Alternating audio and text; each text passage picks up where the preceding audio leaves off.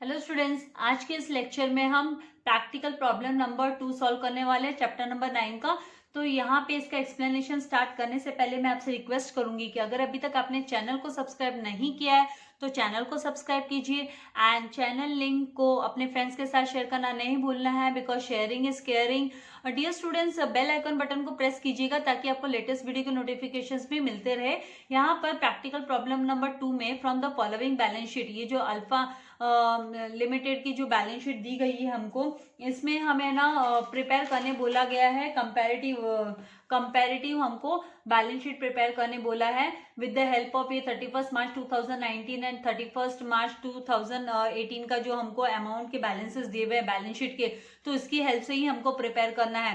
तो इसका जो फॉर्मेट होगा वो इस तरीके से होता है कि सबसे पहले टॉप में जो है हम है ना सोर्सेस ऑफ फंड्स है ना हेडिंग देते हैं जब फॉर्मेट बनाते हैं। तो सोर्सेस ऑफ फंड्स में यहाँ पर इक्विटी शेयर कैपिटल एंड 12% का प्रेफरेंस शेयर्स एंड ये रिजर्व्स एंड सरप्लस है ना, ये सोर्सेस ऑफ फंड्स के अंडर में आएगा, जिससे हमको टोटल नेटवर्थ मिल जाएगी कंपनी की टोटल नेटवर्थ किसका कॉम्बिनेशन होगा ये सब में, इक्विटी शेयर कैपिटल, 12% का preference shares and reserves and surplus का सम अप करने पर नेटवर्थ हमको कंपनी की मिलेगी। उसके बाद में हमको है ना बोरोड फंड्स फाइंड आउट करना होता है। तो यहाँ पे बोरोड फंड्स में जो फंड बोरो किया डेप्ट, तो वो है ना 15% का डिबेंचर्स है। तो बोरोड फंड्स के अंडर में हम है ना 15% का डिबेंचर्स हम लिखने वाले हैं। तो 15% का डिबेंचर्स, तो फिर उसके बाद में हमको है ना टोटल बोरोड फंड्स निकालना है। तो यहाँ पे ओनली 15% का डिबेंचर्स दिया, तो ये इसका जो सेम अमाउंट है 60,000 एंड 51,000 वो ही हमको टोटल बोरोड फंड्स के अंडर में मिलने वाला है। और फिर है ना हमको क्या करना है, ये जो सोर्सेस ऑफ फंड्स दिया है मतलब इसका जो नेटवर्थ है प्लस हम जब है ना नेटवर्थ प्लस जब हम टोटल बोरोड फंड्स को सम अप करेंगे तो हमें ना टोटल फंड्स अवेलेबल मिल जाएगा। टोटल फंड्स अवेलेबल हमको निकालना है। एंड उसके बाद में हमको एप्लीकेशन ऑफ फंड्स में सबसे पहले टॉप में हम फिक्स्ड जो है ना एसेट्स है उनके बारे में लिखते हैं। तो फिक्स्ड एसेट्स यहाँ पर हम देखेंगे कि लैंड एंड बिल्डिंग, लैंड है फिक्स एसेट्स है। एंड उसके बाद में बिल्डिंग जो अमाउंट दिया है बिल्डिंग का अलग से, तो बिल्डिंग भी फिक्स एसेट्स के अंडर में आएगा। उसके बाद में प्लांट एंड मशीनरी दिया है, तो प्लांट एंड मशीनरी जो है वो भी फिक्स एसेट्स के अंडर में आएगा। तो ये तीनों भी जो है land building and plant and machinery का टोटल करना होगा तो हमको फिक्स एसेट्स के अमाउंट मिलेंगे। उसके बाद में हमको वर्किंग कैपिटल हेडिंग देनी होती है। तो जैसे प्रीवियस सम में हमने किया था, वर्किंग कैपिटल का मतलब होता है current assets minus current liabilities. तो यहाँ पे करंट एसेट्स कौन कौन सा है, तो यहाँ पर stock, debtors and bank balance, ये जो है तीनों भी करंट एसेट्स के कैटेगरी में आते हैं। तो इनको हमको करंट एसेट्स के यहाँ पर इनको लिखना होगा और इनका टोटल हमको करना होगा। और फिर यहाँ पर लायबिलिटीज के अंडर में हम देखेंगे जो है ना करंट यहाँ पर लायबिलिटीज है वो क्रेडिटर्स होगा, bills payable and provision for taxation के लिए जो प्रोविजन है वो भी है ना करंट लायबिलिटीज में आता है। तो ये creditors, then bills payable and then provision for taxation का टोटल हम है ना करंट एसेट से माइनस करेंगे। तो हमको यहाँ पर जो इसका माइनस करने पर हमको फंड हमको मिल जाएगा। टोटल फंड्स जो अप्लाइड फंड्स है उसके लिए हमको है ना ए एंड बी पार्ट मतलब वर्किंग कैपिटल मिल जाएगा। तो टोटल फंड्स अप्लाइड के लिए हमको फिर एप्लीकेशन ऑफ फंड में से जो फिक्स एसेट्स का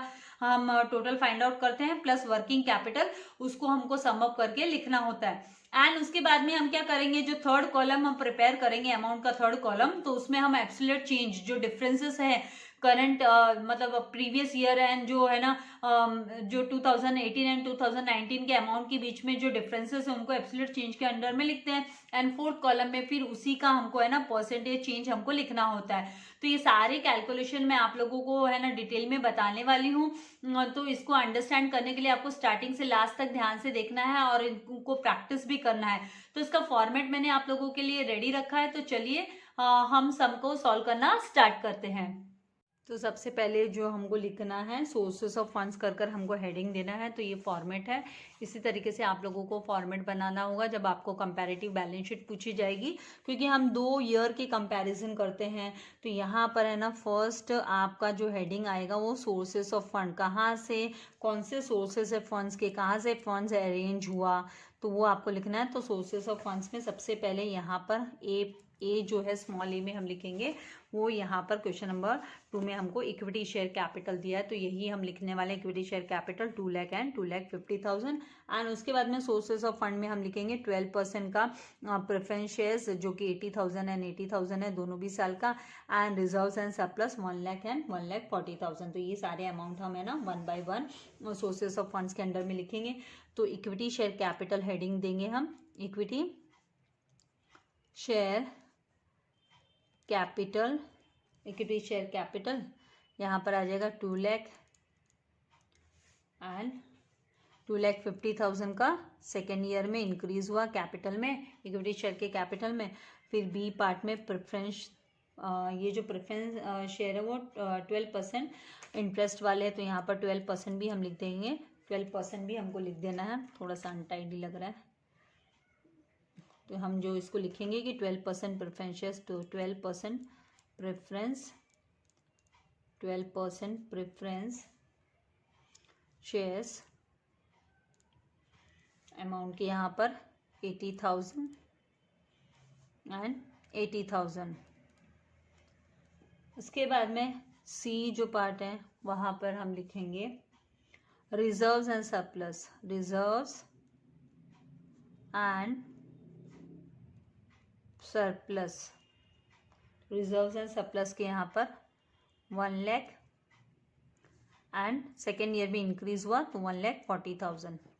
ये लिखकर होने के बाद में हमको क्या करना है, इसको टोटल कर लेना है और इसको नेट वर्थ कर कर हमको लिखना है। तो ये कैपिटल ए के साथ हम हेडिंग दे देते हैं, ये हमको है ना, ये capital A, small A, B, C, ये है ना आपको कॉन्सेप्ट को समझ में आने के लिए, क्योंकि बाद में हमको है ना टोटल फंड्स अवेलेबल जो लिखना है, तो हम सम अप करेंगे ए एंड बी पार्ट को, इसीलिए है ना यहाँ पर इस तरीके से हम लिख रहे हैं। तो नेट वर्थ यहाँ पर हम लिखेंगे जो अमाउंट है net funds available, net worth लिखेंगे, सॉरी यहाँ पर, क्योंकि लास्ट में हमको नेट फंड्स अवेलेबल जो मतलब हमारे जो टोटल फंड्स अवेलेबल है वो हमको लिखना होगा। तो यहाँ पर हम नेट वर्थ, जो कंपनी की नेट वर्थ है, शेयर मार्केट में अगर कभी आपने देखा होगा न्यूज़, तो नेट वर्थ किसी कंपनी की क्या है, तो यहाँ पे टोटल आ जाएगा 3,80,000 एंड यहाँ पर 0,0,0,0 5 + 8 13, 13 + 4 17 का 7 कैरी ओवर 1 एंड 1 + 2 3 + 1 4, तो 4,70,000 आ गया। ठीक है, उसके बाद में आप क्या करो, बोरोड फंड्स, तो जो आपको दिया है पहले वो सब आप लिख लोगे। तो नेक्स्ट जो हमारा जो सेकेंड पार्ट आएगा वो आएगा बोरोड फंड्स को लेकर। तो यहाँ पर हम लिखेंगे बोरोड फंड्स, तो यहाँ आ जाएगा हमारा बोरोड फंड्स, बोरोड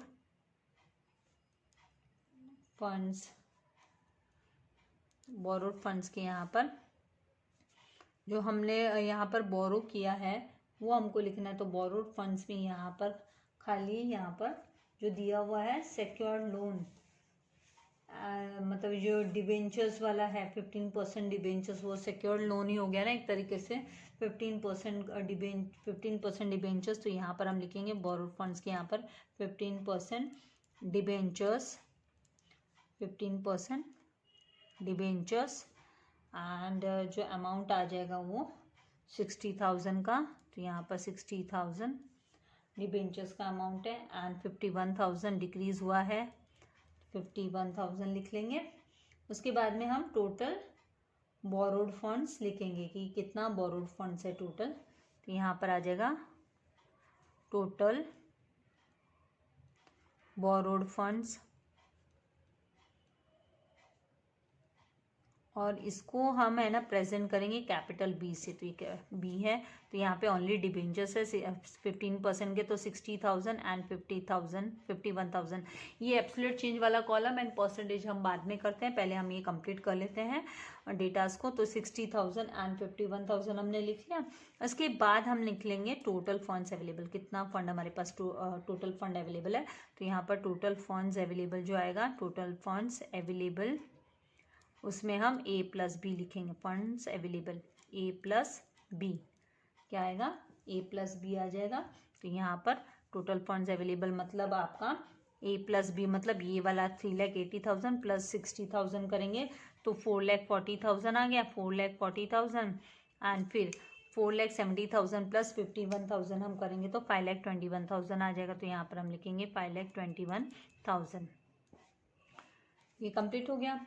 ये कंप्लीट होने के बाद में हमको एप्लीकेशन फंड्स लिखना है। एप्लीकेशन, तो एप्लीकेशन ऑफ फंड्स में हम यहाँ इसमें आगे तक हम मूव करेंगे। तो यहाँ जो फॉर्मेट में ये आ गया हमारा टोटल फंड्स अवेलेबल तक का। तो ए एंड बी, तो ये सोर्सेस ऑफ फंड्स हो गया। ये जो है पूरा पार्ट वो सोर्सेस ऑफ फंड्स हमारा हो गया कंप्लीट। अब नेक्स्ट जो है सेकंड पार्ट है वो एप्लीकेशन ऑफ फंड्स, कहाँ कहाँ पे फंड अप्लाई हुआ। तो application of funds, application of funds, तो पार्ट ए में फिक्स्ड एसेट्स, इसका जो है फिक्स्ड एसेट्स, हमारे फिक्स्ड एसेट्स कौन से हैं। तो क्वेश्चन के अकॉर्डिंगली जब हम मूव कर रहे हैं तो हमारे पास जो फिक्स्ड एसेट्स है वो लैंड एंड बिल्डिंग है, लैंड है, बिल्डिंग है, फिर प्लांट एंड मशीनरी है। तो इन तीनों को हमको सम अप करना पड़ेगा, इन तीनों अमाउंट्स को हमको लेना पड़ेगा। तो वही अभी हम यहाँ पर लिखेंगे। लैंड, लैंड का जो अमाउंट है वो 80,000 फर्स्ट ईयर में एंड सेकेंड ईयर में मतलब ये 1 लाख। तो प्रीवियस ईयर का 80,000 एंड नेक्स्ट ईयर का। फिर बाद में डेटर्स लिखेंगे। तो डेटर्स की यहाँ सॉरी नॉट डेटर्स, बिल्डिंग लिखेंगे यहाँ पर। बिल्डिंग डेटर्स ये है ना करंट एसेट्स में आता है। डेटर्स हुआ करंट एसेट्स, क्रेडिटर्स हुआ करंट लायबिलिटीज। तो यहाँ पर बिल्डिंग लिखना है हमको। बिल्डिंग का अमाउंट सेपरेट दिया है 60,000 एंड 90,000। तो वही हमको लिख लेना है 60,000 90,000। मैं मेरी मर्जी से ये अमाउंट्स नहीं लिख रही हूँ, ये हमको दिए हुए अमाउंट्स टेक्स्ट बुक के हिसाब से ही मैं लिख रही हूँ। प्लांट एंड मशीनरी का 73,000 एंड 1,73,000।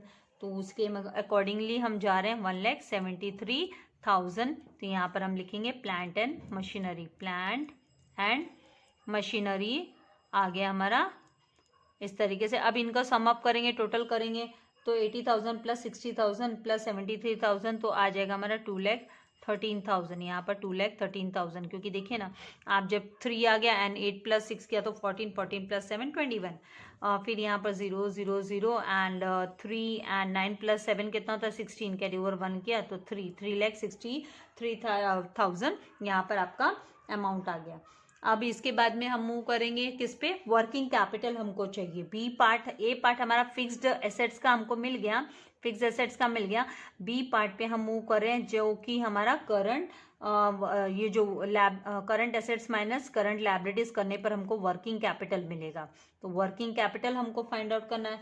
तो वर्किंग कैपिटल जो है वो हमारा करंट एसेट्स, पहले इसके लिए फाइंड आउट करो करंट एसेट्स। तो इसके लिए हम है ना इसको ए पार्ट दे देते। ए करंट एसेट्स जो है वो यहाँ पर हमारे करंट एसेट्स कौन कौन से हैं। तो यहाँ पर स्टॉक डेटर्स जो है, स्टॉक डेटर्स एंड बैंक, ये सब करंट एसेट्स के अंडर में आते हैं। तो सबसे पहले हम लिख लेते हैं स्टॉक। तो स्टॉक का अमाउंट 1,50,000, 1,50,000, यहाँ पर 1,10,000। फिर हम जो है डेटर्स का अमाउंट, तो डेटर्स के यहाँ पर 1,28,000 एंड 1,40,000। फिर बैंक, तो बैंक के यहाँ हम लिखेंगे 34,000 एंड 37,000। ये सारा हमारा आ गया करंट एसेट्स। अब इनको टोटल कर लेना है, हमको सम अप कर लेना है। तो जब हम सम अप करेंगे तो 0 0 0, 8 प्लस 4 12, 12 का 2 carry over 1, 1 plus 5 6, 6 plus 2 8, 8 plus 3 11 का 1 कैरी ओवर 1, तो 3,12,000 आ गया। एंड इसी के हिसाब से फिर हमको क्या करना है, ये अमाउंट हमारे पास होना चाहिए। इसका टोटल हमारे पास होगा तो हमको ईजी होगा, सब्ट्रैक्ट करने में ईजी होगा, राइट। ये हुआ। फिर यहाँ पर हम टोटल करेंगे तो 0 0 एंड 0 7, 1 प्लस 4 5, 5 प्लस 3 8 एंड 2,87,000। ठीक है। अब इसके बाद में नेक्स्ट हम क्या मूव करेंगे, तो नेक्स्ट हमको जो चाहिए वो करंट लायबिलिटीज चाहिए। तो हम बी पार्ट लिखेंगे यहाँ पर करंट लायबिलिटीज। करंट लायबिलिटीज के अंदर हमारा क्या क्या आता है वो हमको देखना है। तो करंट लायबिलिटीज के यहाँ पर जो हमको यहाँ पर क्रेडिटर्स दिया है करंट लायबिलिटीज के अंडर में आता है, बिल्स पेबल करंट लायबिलिटीज के अंडर में आता है, एंड जो प्रोविजन फॉर टैक्सेशन दिया है ये भी करंट लायबिलिटीज के अंडर में आता है। तो ये सारे अमाउंट्स हमको लिखने हैं क्विकली। तो यहाँ हम लिखेंगे 50,000, 50,000 एंड 80,000 आ गया। इसके बाद में हमको क्या करना है, 50,000 एंड 80,000, ये हमारा ए पार्ट, ठीक है। एंड यहाँ पर जो आएगा 10,000 एंड 6,000। एंड उसके बाद में यहाँ पे हमको है ना लिख लेना है कि ये कौन सा अमाउंट है। तो ये क्रेडिटर्स का है, ये क्रेडिटर्स आया, ये जो अमाउंट है वो आया बिल्स पेबल, तो ये हमारा बिल्स पेबल का अमाउंट है। एंड फिर प्रोविजन फॉर टैक्सेशन, तो प्रोविजन फॉर टैक्सेशन भी हमको लिख लेना है। तो प्रोविजन फॉर टैक्सेशन, तो यहाँ पर प्रोविजन फॉर टैक्सेशन का 25,000 एंड 43,000 दिया, तो 25,000 43,000 हमने लिख लिया। अब हम इनका टोटल कर लेते हैं, तो हमको बी पार्ट मिल जाएगा, क्योंकि ए माइनस बी करेंगे हम तो हमको वर्किंग कैपिटल मिलेगा। तो हम यहाँ पे चाहिए तो हेडिंग ऐसे देंगे कि ए माइनस बी, वर्किंग कैपिटल हमारे ए माइनस बी करके हम निकालने वाले हैं। तो यहाँ पर जो टोटल समअप आएगा 50,000 प्लस 10 60,000, 60,000 एंड 25,000, तो 85,000 आया, 85,000। एंड यहाँ पर यहाँ पर 6 प्लस 3 9 हुआ, तो यहाँ पर 9 एंड 8 प्लस 4 1,29,000। तो इस तरीके से हमको अमाउंट मिलने के बाद में अब हम क्या फाइंड आउट करेंगे, तो वर्किंग कैपिटल। तो वर्किंग कैपिटल मतलब हमारा हमको ए माइनस बी करना होगा। तो ए माइनस बी करेंगे तो यहाँ पर जो अमाउंट हमको टोटल मिलेगा वो 2,27,000 मिलेगा। तो यहाँ पर हम लिखेंगे वर्किंग कैपिटल। जो वर्किंग कैपिटल हमको फाइंड आउट कर रहे हैं हम, वर्किंग कैपिटल के जो है वो ए पार्ट माइनस बी पार्ट, ये वाला कैलकुलेशन एंड ये वाला हम माइनस करें तो 3,12,000 माइनस 85,000 हमने किया, तो 2,27,000 यहाँ पर आ गया। उसके बाद में हम 2,87,000 माइनस 1,29,000 करेंगे, तो यहाँ पर जो अमाउंट आएगा वो 1,58,000 का आएगा। 1,58,000 हमको लिख लेना है। अब हमको वर्किंग कैपिटल भी मिल गया, तो अब हमारा टोटल फंड्स अप्लाइड हम इजीली निकाल सकते हैं। कैसे निकालेंगे हम उसको, तो हमें क्या करना है अभी, वर्किंग कैपिटल मतलब बी पार्ट, ये जो वर्किंग कैपिटल ये हमारा बी पार्ट है, तो ए प्लस बी करेंगे तो अप्लाइड फंड्स हमको मिल जाएगा। तो यहाँ पर हम लिखेंगे total applied funds, total funds applied जो है फंड्स अप्लाइड। तो कैलकुलेशन हमारा ए कैलकुलेशन जो आया वो 2,13,000 प्लस हमको क्या करना है 2,13,000 प्लस 2,27,000, तो ए प्लस बी हम निकाल रहे हैं। इसको मैं बी लिख देती हूँ तो आपको कंफ्यूजन ना हो, ये बी पार्ट है हमारा, ए प्लस बी निकाल रहे हैं हम। तो ए प्लस बी निकाला तो यहाँ पे कैलकुलेशन करेंगे तो 4,40,000 आएगा एंड 3,63,000 प्लस 1,58,000 करेंगे तो जो अमाउंट आएगा वो 4,70,000 आएगा। तो इस तरीके से ये यहाँ पर 5,21,000 आएगा, क्योंकि 3,63,000 प्लस 1,58,000, ठीक है, तो 5,21,000 आ जाएगा। अब हमें क्या करना है, ये सब टोटल वगैरह सब निकालिए। अब हम आ जाते हैं एब्सोल्यूट चेंज पे। तो क्विकली हम एब्सोल्यूट चेंज पर आएंगे, तो इसका मतलब हमको डिफरेंस निकालना है। तो 2,50,000 एंड 2 लाख के बीच का जो डिफरेंस है वो 50,000 का है, तो अमाउंट के कॉलम में 50,000 फटक से लिखेंगे। फिर 80 माइनस 80 तो नो चेंजेस, तो यहाँ पे डैश कर देंगे, हम कोई चेंजेस ही नहीं है, नो चेंजेस को, ना इंक्रीज ना डिक्रीज। फिर 1,40,000 एंड 1 लाख, तो यहाँ पे 40,000 का मतलब नेक्स्ट ईयर में इंक्रीज आ रहा है। फिर यहाँ पर 4,70,000 माइनस 3,80,000 करेंगे, राइट। तो यहाँ पर जो अमाउंट आएगा वो 50,000 का आएगा। यहाँ पे 70,000, यहाँ पर 70,000 90,000 का आएगा, सॉरी 70,000 माइनस आप 4,70,000 माइनस 3,80,000 करेंगे तो 90,000 का डिफरेंस आएगा। फिर उसके बाद में पहले अभी है ना एब्सोल्यूट चेंज का ये टोटल का यहाँ का क्विकली कंप्लीट कर लो, और फिर बाद में आप है ना मूव करोगे परसेंटेज निकालने के लिए। फिर यहाँ पर 51,000 है। अब आप यहाँ पे देखोगे कि पहली साल में ज़्यादा था एंड दूसरी साल में कम है, तो आप इसको ब्रैकेट में लिखो। तो 60,000 माइनस आपने 51,000 किया तो 9,000 ब्रैकेट में हमने लिख लिया। सेम नेक्स्ट आपका टोटल बोरोड फंड्स का जो टोटल वाला अमाउंट है वहाँ पे 9,000 आपको ब्रैकेट में ही लिखना है। फिर आपका 4,50,000 माइनस 5,21,000 मतलब आपका इंक्रीज हुआ है, तो यहाँ पर ये जो अमाउंट आपका आएगा माइनस करोगे तो आप 81,000, तो यहाँ पर 81,000 हम लिख लेंगे इस तरीके से। 81,000 आ गया। इसके बाद में एप्लीकेशन फंड्स के यहाँ पे मूव करो। 80,000 और 1 लाख के बीच का डिफरेंस होता है 20,000, तो ये 20,000। 90,000 एंड 60 के बीच का 30,000। फिर आप देखोगे 1,73,000 एंड 73,000 के बीच में आएगा डिफरेंस 1 लाख का। अब यहाँ पर 3 लाख जो आपका 63,000 माइनस आपका 2,30,000 है, तो 1,50,000 का डिफरेंस आया, तो यहाँ पे 1,50,000 हम लिखेंगे। अब 1,10,000 एंड 1,50,000, तो यहाँ पर है ना आप देखो पहली साल में है ना ज़्यादा है एंड दूसरी साल में कम, इसलिए ब्रैकेट में आप है ना 40,000 लिखोगे। एंड यहाँ पर 1,28,000 एंड आपका 40,000 है, तो फिर यहाँ पर आपका 12,000 आ गया डिफरेंस। फिर 34,000 एंड 37,000, तो 3,000। अब जो आपकी वैल्यू यहाँ पर ये हमने ये फाइंड आउट कर लिया।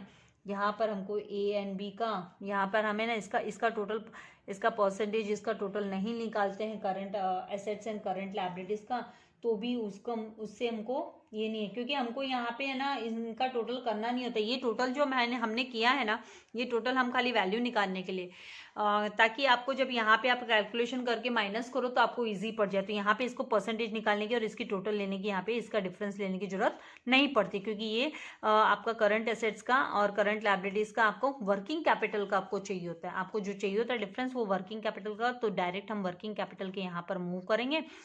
डायरेक्ट हम यहाँ पर वर्किंग कैपिटल के यहाँ पे इसके डिफरेंस को हमको फाइंड आउट करना है। इनका डिफरेंस हम वर्किंग कैपिटल के टोटल के यहाँ पे एंड प्लस यहाँ पर जो जनरली हमारा चल रहा है कि क्रेडिटर्स में कितना इंक्रीज, बिल्स पेबल में कितना इंक्रीज, तो उस हिसाब से हम मूव करेंगे। तो यहाँ पर 50,000 एंड 80,000 मतलब 30,000 का डिफरेंस यहाँ पर लिख लेंगे। फिर 10,000 एंड 6,000, तो यहाँ पर आपको है ना ब्रैकेट में लिखना होगा, क्योंकि पिछले साल का ज़्यादा है और करंट ईयर का कम है, तो 4,000 ब्रैकेट में हम लिखेंगे। फिर 25,000 एंड 43,000, आपका जो 25,000 एंड 43,000, तो मतलब 18,000 आपको लिख लेना है। अब आपका यहाँ के टोटल इसका जो डिफरेंस है इसकी जरूरत नहीं, हम यहाँ आएंगे वर्किंग कैपिटल के यहाँ पे। इनका डिफरेंस हमको चाहिए, तो प्रीवियस ईयर का एंड करंट ईयर में डिक्रीज आया है वर्किंग कैपिटल में, तो मतलब हमको ब्रैकेट में लिखना है। तो 2,27,000 माइनस 1,58,000 करेंगे तो 69,000 का आपको डिफरेंस यहाँ पर रिकॉर्ड करना होगा कि भाई 69,000 का आपका जो वर्किंग कैपिटल में है ना डिक्रीज हुआ है करके, ये हमें इस तरीके से दिखाना होगा। फिर इसके बाद में यहाँ पर जो है टोटल फंड्स अप्लाई, तो टोटल फंड्स अप्लाई के यहाँ पे जो डिफरेंस हमारा आता है 5,21,000 माइनस 4,40,000 करेंगे तो 81,000 का, तो यहाँ पर 81,000 हम लिखेंगे। डिफिकल्ट नहीं है, लेकिन 2-3 सम जब आप प्रैक्टिस करोगे और आराम से प्रैक्टिस करोगे तो कन्फ्यूजन आपका क्लियर हो जाएगा। अब हमें क्या करना है, परसेंटेज चेंज निकालना है। तो परसेंटेज चेंज के लिए हमारा जो फॉर्मूला होता है वो हमको अप्लाई करना है। तो यहाँ पर फॉर्मूला, इसके लिए जो फॉर्मूला यूज होता है, formula for percentage change is equals to, यहाँ पर जो है फॉर्मूला हम लिखेंगे absolute change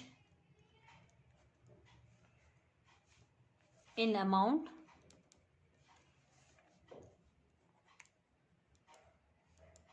upon amount of previous year. Amount of previous year मतलब पिछले साल का प्रीवियस ईयर, और मल्टीप्लाई बाय हमको 100 करना है। तो आपका एब्सोल्यूट चेंज इन अमाउंट है वो कितना है, तो मैं आपको फिर हाईलाइट करके उसको दिखा देती हूँ कि ये आपको एब्सोल्यूट चेंज इन अमाउंट मतलब 50,000 आपको डिवाइड बाय 2 लाख करना है और उसको मल्टीप्लाई बाय 100 करना है। तो इसी तरीके से हम मूव करेंगे।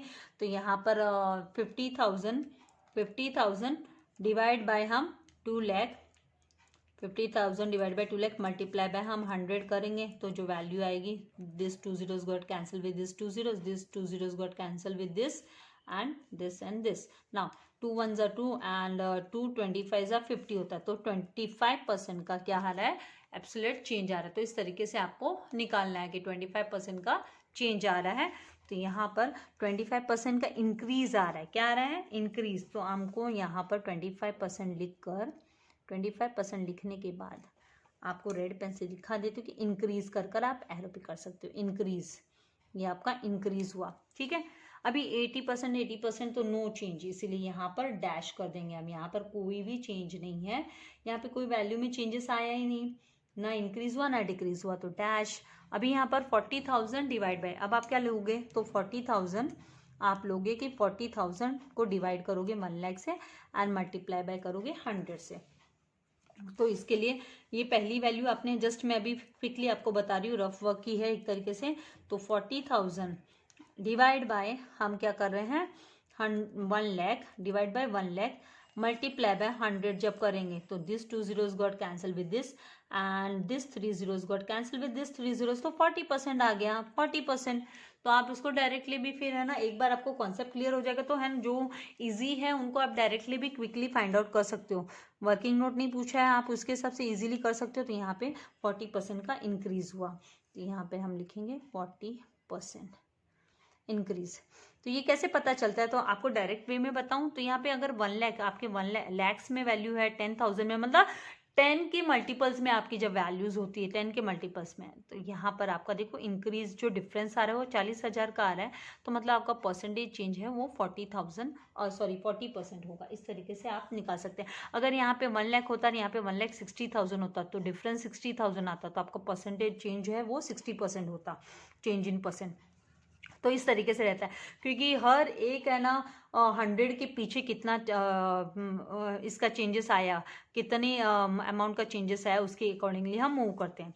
अभी हमको डिफरेंस कौन सा परसेंटेज लेना है, तो 90,000 को आप इसको सम अप नहीं करोगे, मैंने प्रीवियस सम में भी बताया, इनको टोटल करके मत लिख लेना. इनको टोटल करके लिखा एब्सोल्युटली रॉन्ग, 100% रॉन्ग. तो 90,000 डिवाइड बाय आपको 3,80,000 कर ही निकालना है. 90,000 आप जब भी थर्ड आपका जो है 90,000 डिवाइड बाय आप 3,80,000 एंड मल्टीप्लाई बाय 100 करके जब आप वैल्यू निकालोगे तो this 2 zeros got cancel with this 2 zeros got cancel with this.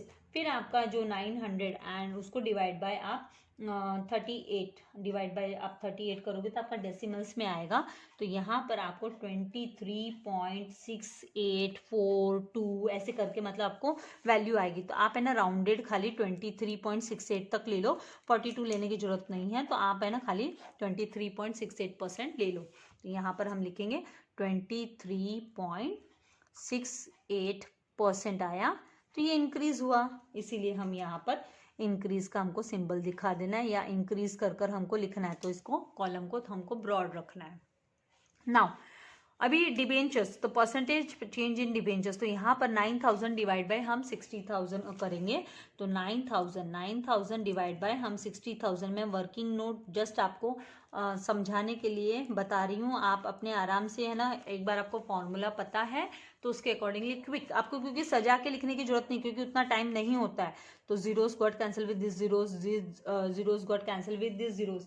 तो 90 जो है 90 को आप 6 से डिवाइड करोगे तो आपका 15 आता है, क्योंकि है ना आपका 15 से 90 होता है. या फिर आप 6 1 6 करके आप जिस तरीके से आपको कंफर्टेबल लगे, तो आपका जो है 15% आएगा. तो यहाँ है हम जो वैल्यू है वो 15% यहाँ पर लिख देंगे. तो सेम आपका नेक्स्ट इसमें भी, और ब्रैकेट में लिखना होगा इसको आपको है ना, ये क्योंकि आपका नेगेटिव उसमें चला जाता है. तो डिक्रीज हुआ है यहाँ पर, इंक्रीज नहीं हुआ है, डिक्रीज हुआ है. तो आपको एरो डाउन एरो दिखाकर SE लिखेंगे, या फिर इंक्रीज की स्पेलिंग आप पूरा लिख सकते हैं. सेम आपको यहाँ पर 15% ब्रैकेट में लिख दो और डिक्रीज का आप सिंबल दिखा दो, डिक्रीज. अभी यहाँ पर 81,000 डिवाइड बाय आपको 4,40,000 करना है. तो 81,000 आप करेंगे डिवाइड बाय 4,40,000. मैं डेकोरेट नहीं कर रही हूँ वर्किंग नोट को. डिवाइड बाय मल्टीप्लाई बाय 100, तो फिर आपका जो this 2 zeros got cancel with this 2 got cancel with this, तो आपका जो 810 है उसको आप डिवाइड बाय 44 करेंगे, तो जो आपका है डेसिमल्स में यहाँ पर आने वाला है, जैसे 18 पॉइंट आपका 4090, फिर 90, इस तरीके से आपके ना वैल्यू जाने वाली है। इस तरीके से यहाँ के बाद में आपका रिकरिंग चले जाने वाले, यहाँ से रिकरिंग आपका चले जाने वाला है। तो आप क्या करो, आगे क्या करना है आपको, डेसिमल के बाद 2 डिजिट तक लेते हैं तो इसको राउंडेड करोगे तो 18 पॉइंट, और ये 9 के बदले आपका है ना यहाँ पे 1 दे दो, यहाँ पे क्योंकि आप 2 डिजिट करे तो 41 कर दो, तो 18.41% आपका आएगा यहाँ पर वैल्यू। तो हम यहाँ लिखेंगे यहाँ पर 18.41% की वैल्यू। और आपको जैसे पता है कैलकुलेटर अलाउड नहीं है, इसीलिए आपको है ना क्विक प्रैक्टिस करनी होगी परसेंटेज कैलकुलेट करने के लिए।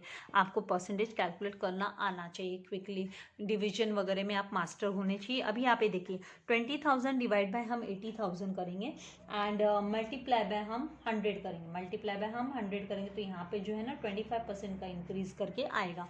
तो आप इसी तरीके से 20,000 और उसको डिवाइड बाय 80,000 करो और मल्टीप्लाई बाय 100 करो, तो जो वैल्यू आएगी वो इसी तरीके से आपके वैल्यूज आएंगे। 8 आपका 8 2 16 एंड 8 5 40, तो 25% आपका आएगा। डिवीजन नहीं सिखा रही हूँ, इस तरीके की चीज़ें मैं बहुत डिटेल में पहले बता चुकी हूँ।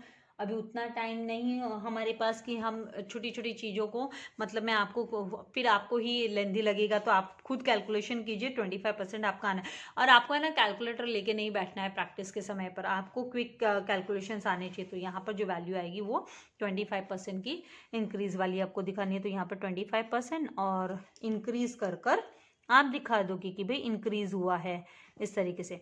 फिर 30,000 डिवाइड बाय 60, आप 60,000 करोगे एंड मल्टीप्लाई बाय आप 100 करोगे। तो आप देखिए जब भी आप एक आइडिया आपको देती हूँ, यहाँ पर जो चेंज है एब्सोल्यूट चेंज आपका 30,000 आ रहा है, और यहाँ पर आपका जो है ना प्रीवियस वैल्यू वो 60,000 है, तो ये डबल है। आप नोटिस करोगे कि ये डबल है, देखिए 3 2 6, तो डबल है, इसका मतलब है ना ये जो है ना आपका एब्सोल्यूट चेंज है वो 50% इंक्रीज हुआ, उसको 50% इंक्रीज हुआ। तो यहाँ पर आप है ना 50% इंक्रीज कर कर डायरेक्टली स्ट्रेट अवे लिख सकते हैं।